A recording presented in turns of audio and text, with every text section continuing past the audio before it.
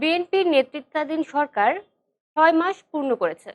দায়িত্ব নেওয়ার পর অর্থনীতি ঘুরে দাঁড়াবে এমন প্রত্যাশা ছিল সাধারণ মানুষ, ব্যবসায়ী ও বিনিয়োগকারীদের মধ্যে। সরকারও নিয়েছে বেশ কিছু উদ্যোগ, কিন্তু ৬ মাস পর প্রশ্ন উঠছে, অর্থনীতিতে কি সত্যিই প্রাণ ফিরেছে? সরকারের পক্ষ থেকে প্রায় ৬০,০০০ কোটি টাকার সহায়তা প্যাকেজ, ফ্যামিলি কার্ড, কৃষি ঋণ পুনর্গঠন, বিনিয়োগ ও রপ্তানি বাড়াতে বিভিন্ন উদ্যোগ নেওয়া হয়েছে। দক্ষিণ কোরিয়ার সঙ্গে সিপিইএ চুক্তি হয়েছে, যেখানে বাংলাদেশের ৯৭% পণ্য অগ্রাধিকারমূলক সুবিধা পাবে।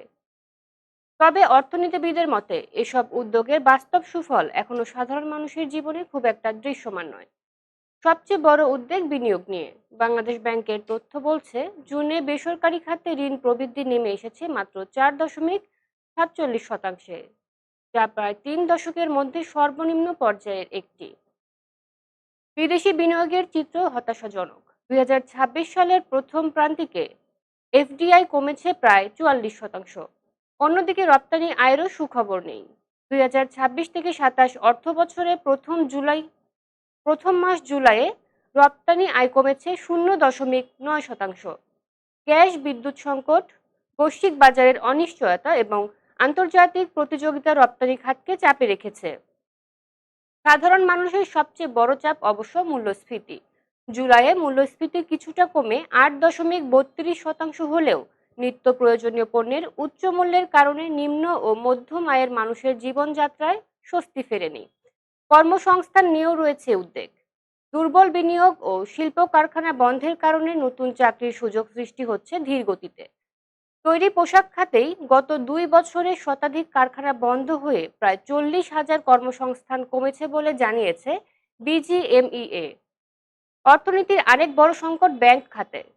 মার্চ শেষে শ্রেণীকৃত ঋণের পরিমাণ দাঁড়িয়েছে প্রায় ৫,৮৮,৭০৪ কোটি টাকা, যা মোট বিতরণ করা ঋণের ৩২%-এর বেশি। এর সঙ্গে রয়েছে রাজস্ব ঘাটতি এবং বিদ্যুৎ গ্যাস সংকট। বর্তমানে বিদ্যুতের চাহিদার তুলনায় উৎপাদন কম থাকায় লোডশেডিং হচ্ছে। গ্যাস সরবরাহের ঘাটতিও শিল্প উৎপাদনে বাধা সৃষ্টি করছে। অর্থনীতিবিদদের বক্তব্য, সরকারের উদ্যোগগুলো ইতিবাচক হলেও এখন সবচেয়ে বড় প্রয়োজন দ্রুত বাস্তবায়ন।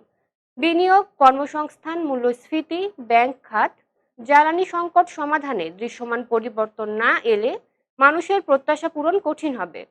অর্থাৎ সরকারের ৬ মাসে উদ্যোগ কম হয়নি, কিন্তু সেই উদ্যোগের সুফল অর্থনীতির মাঠে কতটা পৌঁছেছে সেটি এখন সবচেয়ে বড় প্রশ্ন।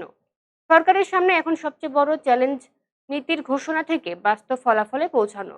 আগামী ৬ মাসে অর্থনীতি ঘুরে দাঁড়ানোর ক্ষেত্রে সরকার কতটা সফল হয় সেটি এখন দেখার বিষয়।